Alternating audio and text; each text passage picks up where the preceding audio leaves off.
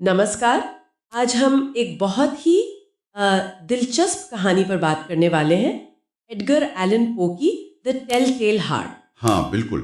और हमारे पास जो स्रोत है दिल की धड़कन का राज, उसमें इसके अंश दिए गए हैं। सही, ये सिर्फ एक हॉरर स्टोरी नहीं है, ये उससे कहीं ज्यादा है। बिल्कुल। ये इंसान के अंदर जो अपराध बोध होता है, जो ज़मीर की आवाज़ होती है, उसकी कहानी है। तो आज हम यही समझने की कोशिश करेंगे कि ये कहानी मन की गहराइयों के बारे में क्या बताती है, खासकर जब कोई अपराध के बोझ तले दबा हो। हाँ, और ये कहानी ना एक बहुत बुनियादी सवाल खड़ा करती है। क्या कोई इंसान मतलब कोई जुर्म करके, खासकर हत्या जैसा, इतना संगीन जुर्म। हाँ, इतना संगीन जुर्म करके अपने ही अंदर की आवाज़ से, अपने ज़मीर से बच सकता है? ये कहानी इसी मनोवैज्ञानिक कश्मकश को दिखाती है। कहानी जो सुना रहा है वो शुरू में ही कहता है बड़े जोर से कि मैं पागल नहीं हूं, हाँ, दावा करता है कि वो बहुत होशियार है, बहुत सतर्क है। लेकिन फिर वो खुद ही बताता है कि उसने एक बूढ़े आदमी को मार डाला है। और अजीब बात यह है कि कोई दुश्मनी नहीं थी, कोई दुश्मनी नहीं, ना पैसे का लालच। कुछ नहीं। फिर वजह? यही तो कहानी एकदम मतलब घूम जाती है। वजह है बूढ़े आदमी की एक आंख। आंख? सिर्फ एक आंख? हाँ, सिर्फ आंख। वो उसे कहता है गिद्ध जैसी आंख, गंदी, भूरी, बिना पलक की नजर। ये आंख उसे इतना परेशान करती है कि उसे लगता है वो उसे घूर के जला देगी। बाप रे, ये तो एक तरह का जुनून हुआ। बिल्कुल, ऑब्सेशन। वो खुद कहता है ना कि जब भी वो आंख मेरी तरफ मुड़ती, मेरा खून जम जाता। किसी अजीब से डर की वजह से वो उस बूढ़े को मारने का फैसला कर लेता है। और प्लान भी बनाता है। कई रातों तक बड़ी सावधानी से, चुपके से उसके कमरे में जाता है। लेकिन मारता नहीं है। नहीं, क्योंकि आंख बंद रहती है। जब तक वो आंख खुली नहीं दिखेगी, वो ट्रिगर नहीं होता। ये दिखाता है कि वो कितना मेथोडिकल है और मकसद कितना भयानक है। ये उसकी मानसिक हालत पर भी सवाल उठाता है ना? बहुत बड़ा सवाल। वो खुद को होशियार कह रहा है, पर हरकतें देखिए। ये क्लासिक केस है अविश्वसनीय कथावाचक का। अनरिलायबल नरेटर जिसे कहते हैं। हाँ। हम उसकी बातों पर, खासकर उसके दिमाग के बारे में भरोसा नहीं कर सकते। अच्छा, तो फिर आठवीं रात? हाँ, 8वीं रात को वो फिर जाता है और इस बार बूढ़ा जाग जाता है और आंख खुली होती है। आँख खुली होती है।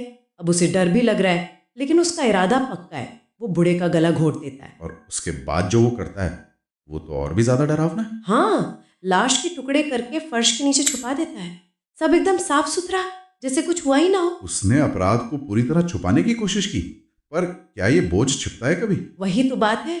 यहीं से कहानी का असली साइकोलॉजिकल ड्रामा शुरू होता है। होता यह है कि किसी पड़ोसी ने शायद कुछ आवाज सुनी होगी, तो पुलिस आ जाती है। हाँ, शोर की शिकायत पर। और हमारा ये कहानी सुनाने वाला देखिए कितना कॉन्फिडेंट है। दरवाजा खोलता है, पुलिस वालों को अंदर बुलाता है, बड़े आराम से उनसे बातें करता है। और तो और उन्हें उसी कमरे में कुर्सियां लगाकर बिठाता है, ठीक उस जगह पर जहां लाश छुपाई है। ये आत्मविश्वास शायद एक मुखौटा है, या शायद वो खुद को यकीन दिला रहा है कि सब ठीक है, पर अंदर ही अंदर। अंदर तो जमीर उसे खाए जा रहा होगा। बिल्कुल, वो दबाव बढ़ रहा है। और फिर उसे एक आवाज सुनाई देने लगती है। हाँ, एक धीमी सी लगातार आवाज, ढक ढक ढक। उसे लगता है यह आवाज नीचे से आ रही है, फर्श के नीचे से, बूढ़े के दिल की आवाज। उसका सारा आत्मविश्वास अब खत्म होने लगता है। वो बेचैन हो जाता है। उसे लगता है पुलिस वाले भी सुन रहे हैं और जानबूझकर अनजान बन रहे हैं, उसका मजाक उड़ा रहे हैं। अब देखिए, क्या ये सच में बूढ़े का दिल है? शायद नहीं। शायद नहीं, तो फिर? ये ज्यादातर उसी के जमीर की आवाज है, उसका अपना अपराध बोध, उसका डर जो उसे सुनाई दे रहा है।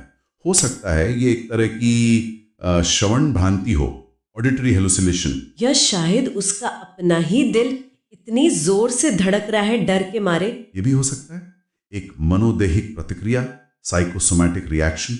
उसे लग रहा है आवाज बाहर से आ रही है, पर वो अंदर की है। और वो आवाज तेज होती जाती है, और तेज, असहनीय हो जाती है।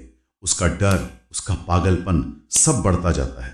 वो झेल नहीं पाता। और आखिर में वो टूट जाता है, चीख पड़ता है, कबूल कर लेता है सब कुछ। हाँ, मैंने ही मारा है, उखाड़ो ये तख्ते, यही है वो, ये उसी का दिल है जो धड़क रहा है। और बस कहानी खत्म। ये दिखाती है कि बाहरी सजा से ज्यादा ताकतवर इंसान का अपना जमीर होता है। आप दुनिया से अपराध छुपा सकते हैं शायद, लेकिन खुद से कैसे? वो अपराध बोध आपको अंदर ही अंदर खाता रहता है। तो सबसे बड़ा सबक यही है शायद कि सबसे बड़ी अदालत, सबसे कड़ी सजा वो हमारे अंदर ही है। बिल्कुल, जमीर की पकड़ से भागना नामुमकिन है, देखिए, उसकी सारी होशियारी, सारी प्लानिंग सब बेकार हो गई। उसके अपने मन ने ही उसे हरा दिया। ये कहानी सोचने पर मजबूर करती है कि ये जो गिल्ट है, अपराध बोध, ये कितना शक्तिशाली हो सकता है। एक सवाल के साथ, क्या वाकई हमारा अपना मन, हमारा ज़मीर, हमारी सबसे बड़ी जेल बन सकता है? एक ऐसी जेल जिससे कोई फरार मुमकिन नहीं। इस पर सोचिएगा ज़रूर।